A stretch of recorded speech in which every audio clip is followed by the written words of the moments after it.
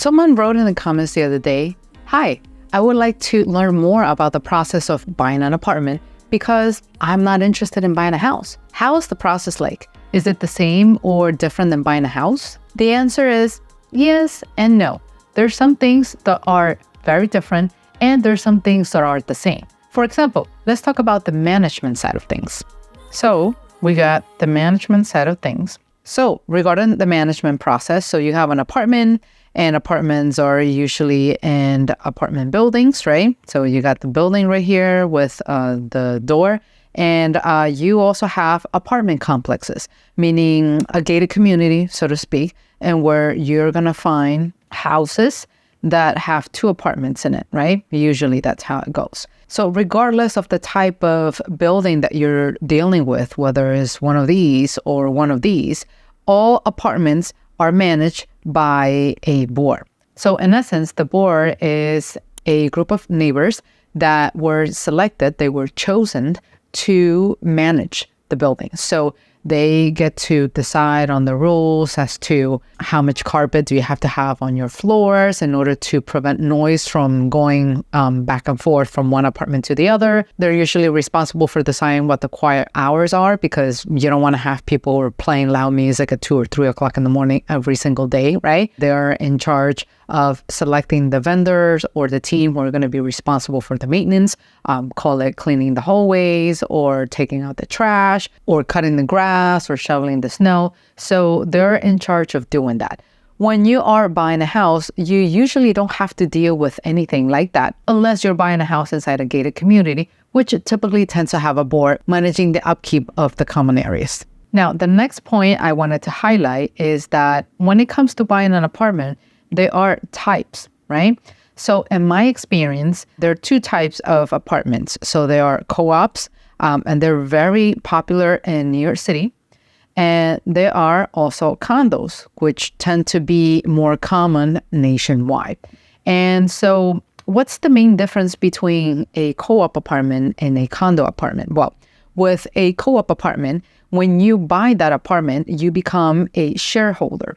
And why are you called a shareholder? Well, because you're actually buying the right to live there. You're buying the right to own that apartment.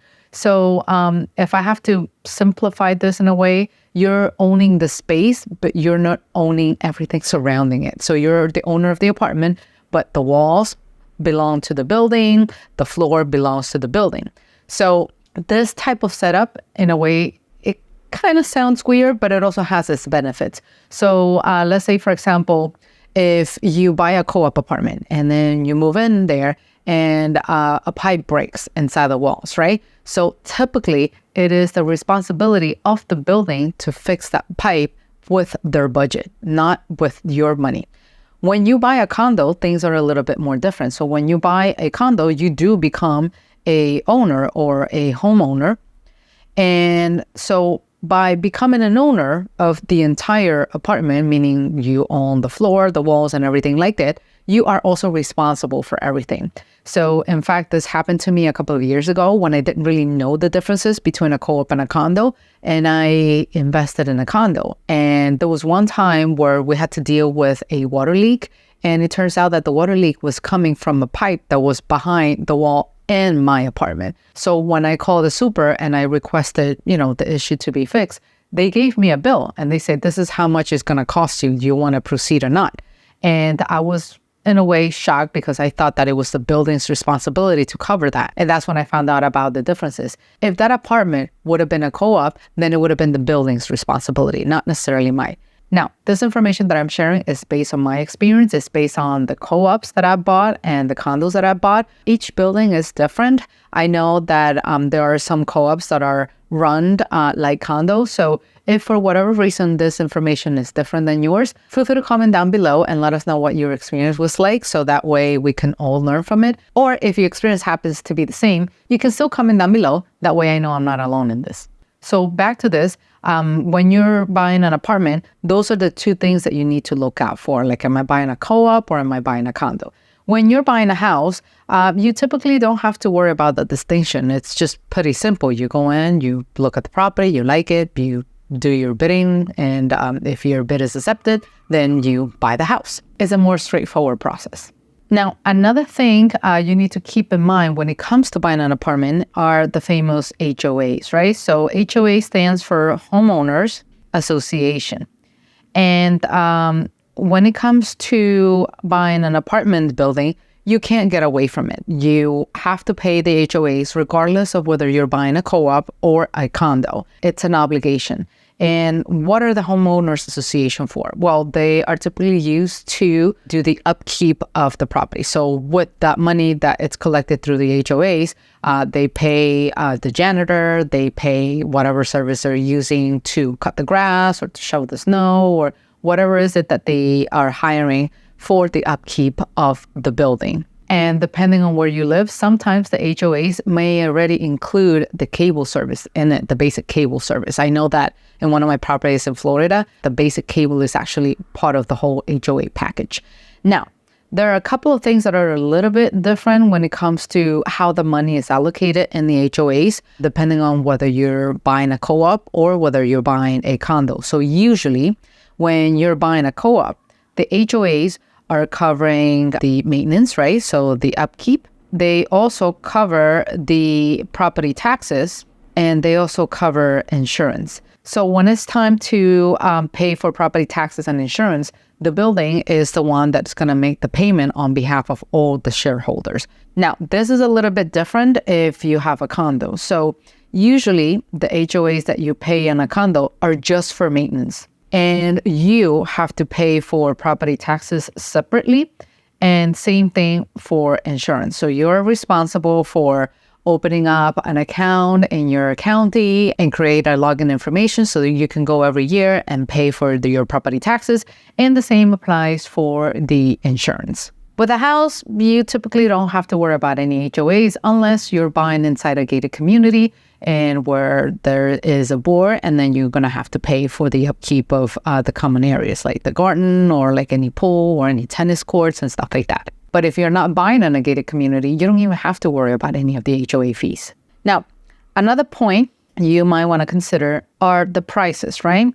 So typically, co-ops have a lower entry point, meaning they're more affordable. They're less expensive than condos. Condos tend to be higher in prices. So co-ops typically exist, at least in New York City, in buildings that are a little bit older, and they're not necessarily the most modern. That doesn't mean that it's a building that's about to fall apart. No, it just simply means that the building, it's in good condition, assuming you have a good board, and that everything is taken care of, but they don't need all the extra amenities or the extra luxury and things like that. When you're buying on a condo, the entry point is a little bit more expensive. Yes, you're paying more for the property, but you're also getting additional amenities. Some of them come with a tennis court, or some of them could come with a rooftop where you can do gatherings and get-togethers with your friends and families and stuff like that. Some of them even have playgrounds for children. So it's a little bit different on that end, and therefore it costs a little bit more. Now, when it comes to buying a house, of course, the prices tend to be even higher because you're getting more space, you're getting more land. The only exception in where a condo could be worth more than a house is when you're buying a luxury condo. The rule is co-op, usually cheaper, then followed by a condo. It's a little bit more expensive, and then a house are even more expensive. Now, if you find value in this video, please subscribe. That's your way of letting us know that you actually enjoy content like this, and therefore we will create more content on this subject. Now, another thing you need to consider when buying an apartment are the interviews. And those are famous interviews with the board. There's no way around it. You have to get through an interview. So regardless of whether you're buying through a co-op or a condo, the board has the right and the power to veto your application, meaning that if they don't like you, they can say, no, you're not welcome in this building, and therefore you won't be able to buy the apartment. I have seen countless of cases and where there has been applicants that have money and the right finances and everything else checks in, but the board has denied it. And to make matters more frustrated, they don't have to provide you an explanation as to why they ignore you. They just said no, and that's it. So in those instances, you have no other choice but to move on and try to find another apartment. In my experience, co-ops tend to be more strict, with their interview process. And condos tend to be more relaxed. They tend to be a little bit more friendly, more open-minded. The process is completely different from when you're buying a house because houses tend to be standalone properties. It is yours. You don't need to interview with anybody unless you're buying a house inside a gated community that has a board in it. Now, the next point you might want to consider when buying an apartment is the right to lease your apartment, because we have people who are tuning in today who want to be homeowners. And we also have people who are tuning in because they're looking to buy properties for investment. So when you're buying an apartment, there could be restrictions around that. And that's why you need to ask the right questions at the time you're doing apartment hunting. Ask your realtor, ask around to see what are the limitations when it comes to you leasing your property. So typically, in my experience, and once again, if your experience is different, please let me know in the comment section below so that way I can learn from your experience as well. But in my experience, when you do co-ops, and my experience is in New York City, and condos, typically co-ops require you to live in the building at least 3 years before you can even consider renting your apartment out for other people. So you have to live there 3 years. And that's on the good end because some co-ops are even more strict. Some co-ops don't even allow you to lease the apartment at all. And the only solution, if you don't want to live in that apartment anymore, is to put it up for sale, take the money and move elsewhere and buy another property elsewhere. With condos, they're typically more relaxed and they usually allow you to rent the apartment out right away. But if you happen to encounter some of those buildings who have some restrictions, the restriction is usually less than a year, meaning you need to live there for 1 year and then you can just put up the apartment on the market for rent and you can just lease it out for people. Now, when it comes to houses, again, we're talking about a standalone property. You get to decide what you want to do with it, unless your house is inside a gated community where the board gets to dictate how to proceed with certain things, right? So here we got co-ops are more strict, condos are more relaxed. Co-ops, like I said, they typically try to maintain everything within shareholders because the more shareholders live in a building, the better it is maintained. Versus condo, they tend to be more friendly. So they have a healthy mix of homeowners and investors. Now, the next point, let's talk about financing. So funny enough, the board also has a lot to do with the entire financing part on the apartments. They get to decide how you can buy. One choice is through cash, and that will make it easier for everybody and both ends, regardless of whether you're buying an apartment or you're buying a house. But if you're doing financing, let's say you are planning to buy with a mortgage, the board has the power to determine how much you can put down, a minimum of 5% or 10% or 20% and so on.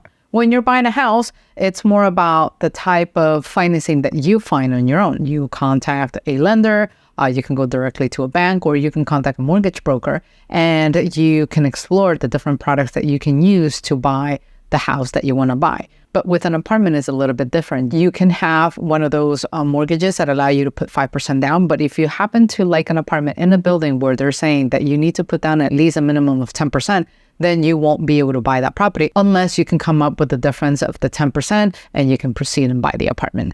And things don't end there. We also need to worry about reserves. So typically, when you're buying a house, only the bank is the one that requires you to have certain reserves in your bank account, meaning you need to have enough money to cover the mortgage for the next 6 months or the next 12 months. But when you're buying an apartment, you have to double down in those reserves. You have to worry about the bank requiring you certain reserves if you're buying with a mortgage, but the board will also demand a certain amount of money that you need to have in reserves to cover the HOAs. And if you don't have enough to cover the HOAs and the reserves, they could veto your application and you can say bye-bye to that apartment as well. Now, I want to take a moment to talk to you about Fund and Grow. Fund and Grow, it's a company, a done-for-you company that works with real estate investors and helping them get up to $250,000 in liquid money at 0% interest. This is a great offer, especially if it's at 0%, because you don't have to worry about interest payments anymore. And with that cash, you can actually use it to either expand your business or invest in real estate and continue to expand your real estate portfolio. So take advantage of this amazing offer with Fund and Grow by clicking on the link on the screen. Let's get back to the video. Another thing you need to consider at the time of buying an apartment is the underwriting process. And honestly, this is the part where most buyers get put off, because the underwriting process for an apartment, it's a lot more cumbersome than the underwriting process of buying a house.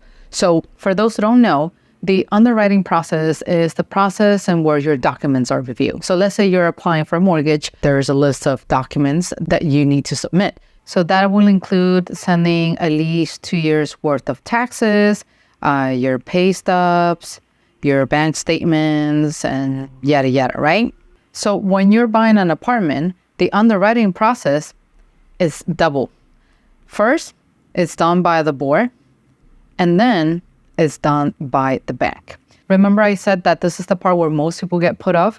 Imagine you sending out all of your documents, all of your taxes, your pay stubs, your bank statements to a board. And remember, the board, it's basically an association of your neighbors. So that means your neighbors will get access to all of your finances. They're going to know how much money you make, how you spend that money, your social security, and all the addresses that you have lived in before. Some people are a little bit uncomfortable with that.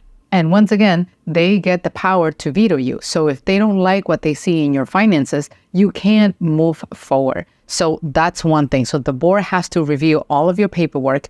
Then after they're done with it and they give you the green light or the okay, then you submit the paperwork, now this time to the bank, if you're actually purchasing with a mortgage. And that's the process where people find it a lot cumbersome. As opposed to when you're buying a house, you only need to submit the paperwork once and wait for the bank underwriter to give you the green light or to request additional documents if necessary. And of course, the exception is if you're buying in a gated community. In that case, then you will need to go through the board as well. Another point of consideration are the expenses, particularly the ones that come after closing, meaning after you buy the property, right? Because buying an apartment is one thing, and then you need to worry about how you keep up with the expenses of the upkeep of that apartment. So assuming you're buying with a mortgage, then you are going to have to worry about paying the mortgage, and that is the principal and interest, right? Then you also need to pay the property taxes, and you have to worry about paying your insurance because, of course, that's your responsibility as well, and the HOAs, right? So we're talking in total 4 items, right? And so if you don't pay these 4 items, there will be consequences. You can foreclose with a mortgage. You can also foreclose with taxes. Insurance, you don't necessarily foreclose, but then the bank will force you to buy that insurance. There's no way around it. And HOAs, like I said, if you don't pay the HOAs, the board has the power and the right to place a lien on your property until you pay the HOAs out. And if you don't pay that, they can sue you. And then if you still don't pay attention after the lawsuit, they have the power to foreclose on your apartment. As opposed to with a house, you only deal with the mortgage, you deal with the property taxes, and you deal with insurance. So we're talking about 3 items that you need to worry about. Of course, I understand that a house is a lot more expensive. Therefore, the cost will typically be higher on a house. But I mean, some people are not a big fan of HOAs because they view that as money that you're paying for something, in this case, the maintenance, and it's money that you will never see again. I personally don't have a problem with HOAs. In fact, I gladly pay for those because they're taking care of things that I normally wouldn't want to take care of, like taking care of the grass, taking out the trash on the days that sanitation are collecting the trash, shoveling the snow in the case of a snowstorm, or picking up the leaves in the fall. So I much rather pay that money for the services in the HOA and free up some time for me to do other things like creating more content, managing my investments, and why not just dedicating time to continue to build quality time with my family and loved ones. So that's the trade-off, and that's something you're going to have to decide. Do you still want to buy an apartment knowing this information, or did you change your mind and decided to pursue a house instead? Let me know down in the comments. See you in the next video. Take care. Bye-bye.